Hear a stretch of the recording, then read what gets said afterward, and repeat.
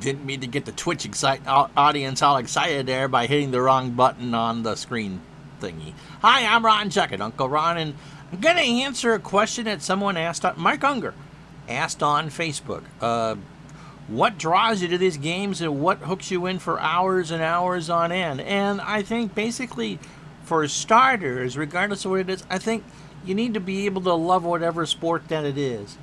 I think sports gaming in general does a couple of things. A, it brings you back to whatever time that you want to go back to, whether it's last week or 30 years ago or when you and your buddies were playing Tecmo Bowl or whatever it is. Some of it certainly is nostalgia to bring you back to a time when you were in full control and able to, let's just say, you could watch sports for 12 hours a day and not have to worry about marriage and jobs and kids and bills and all that, to what in your mind would be a simpler time. I think that's the overall general attraction to these games. Now, if you're specifically asking about game engines and game types and that, I was hooked the first time I played Stratomatic. I loved the game. I thought it felt like baseball. You took something that had 3 dice, a few charts, and some cryptic things on a red portion of a card or a blue portion of a card, because I honestly have never played basic Stratomatic baseball, and it felt right. I can't really go any...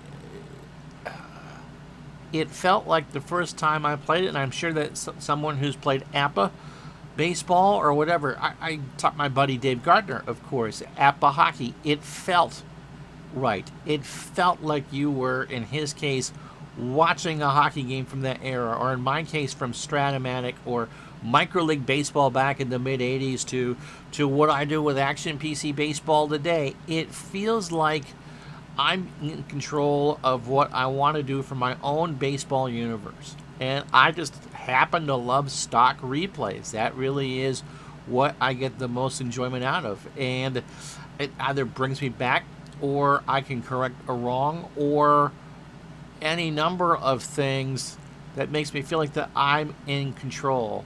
That I can sit back and play a game and not have to worry about whatever.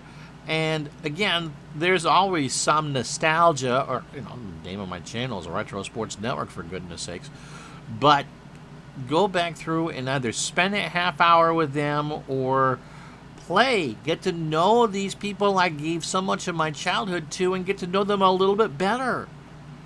And just, there's nothing like when I was doing an offline replay of sitting there for 2 or 3 hours and just kind of pounding out games to go through. It's like a good book or a good movie. You want to see how it turns out. And I think the key to sports gaming is you have a say in how that turns out.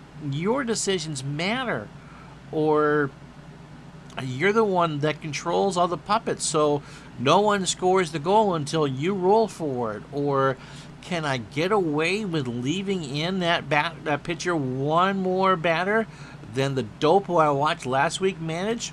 I know I can do better. I think it's all there. Now, specifically, what hooks you into a game when you play it? Is it easy to play? Can you figure it out? It doesn't necessarily be easy in the sense that it's simple, but over the course of an hour or so, can you get the hang of it? And when you do, we talk about this on the show, do you feel like you're going from trying to learn how to do a new dance, left foot here, right foot here, 1, 2, 3, flip, 1, 2, 3, flip, or do you feel like you're actually, the flow is there? Does it turn into an exercise from going from, rolling dice, recording the result, to, do you actually feel like you are in the dugout or on the bench or in the press box for whatever you are trying to do? Does it feel like the sport? Again, going back to Stratomatic Baseball, it felt like when we got a hold of those 1990 teams way, way, way back when, that you were playing a current era game of baseball, and it felt right. Having in Micro League, being able to see those little teams and being able to put in your own teams and your own names and all that, it felt like you were playing or watching that game. You had a vested interest in it. And you didn't have to worry about how many commercials or how much the players got played or how long the game took, because you ran it at your pace. The games that work best, that I go back to over and over and over again: Strat Baseball and Hockey, Roster Card Baseball, the Action PC series, ASG Golf. Those are the ones I think I probably play the most. There's a comfort factor there. You know what you're doing, you know what's going to happen, and you get to use your brain, which is a thing with certainly any golf game. I always like to learn new games, but I guess that's what makes you go back to it and back to it. It's the comfort, I think, of what it is you're trying to play, the knowledge that what the game is giving you is accurate.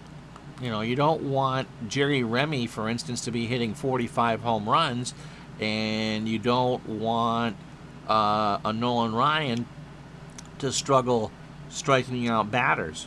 You don't want Wayne Gretzky to struggle to find the net. You want the Philadelphia Flyers to be unruly. Those games, thanks to math, give you those options. And so when you invest time in it, no matter what it is, above the rim basketball is very good at that. Whether you are actually playing everything out shot by shot or just watching in a passive mode like in an APA game and rolling the dice and getting the drama that way, it gives you that sensation and gives you enough. The games I play give me enough to think about that I'm involved in them. I think personally that sports offers the best unscripted drama on the planet. You just never know what you're going to see from one time to another. If you wrote some of this stuff, such as maybe, Phil Mickelson and Helio Castroneves winning major events such as the PGA Championship and the Indy 500 within back-to-back weeks of each other, if I sent that to you in a script, you wouldn't believe it. If you have someone that's got an open net and you score on a 1-19 and you roll a 20 or flip a 20 or whatever, and it's a save by Curtis Joseph or what have you, you're going to get frustrated for a second, but you become emotionally involved. And I think the thing with sports gaming that for me makes it that, along with the nostalgia and the fun that it can be, is that it hooks you in from the moment. And because you're the puppet master, you can do whatever you want. But man, oh man, because of the random things that go with, computerized fast action cards or virtual dice or whatever, you just never know what's going to happen. And I think that the enjoyment of being able to enjoy a sport how you want, and right now you can pretty much play any sport ever created, that's what keeps me coming back. The virtual unknown. You just, whether it's a crazy play or a big comeback or even the aforementioned walk-off safety, that's what makes you come back.